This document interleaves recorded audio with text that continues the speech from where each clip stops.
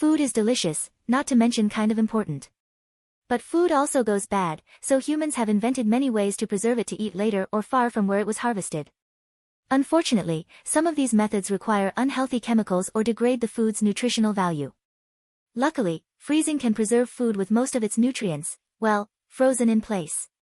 The important part is that most chemical and biological processes run slower at lower temperatures, which means that if you cool food a lot, enzymes and bacteria and fungi in the food get too cold to decompose it. That's why food lasts longer in the freezer than in the fridge than on the counter.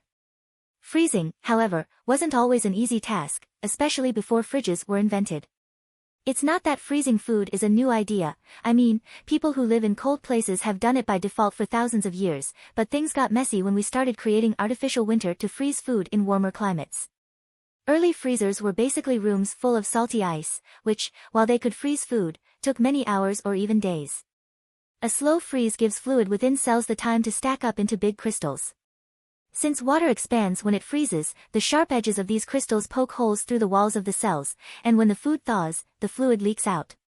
Gross. Even grosser. Bird's eyes. Clarence Birdseye, to be precise. An American entrepreneur who lived in Arctic Canada in the 1910s, Birdseye noticed that when Inuit people went ice fishing in -40-degree windy conditions, their catch froze almost immediately. When cooked later, the fish tasted fresh.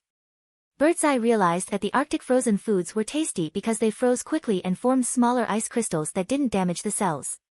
Inspired, Birdseye went on to develop a process to quickly freeze food by pressing small packages between metal plates chilled to 40 below zero.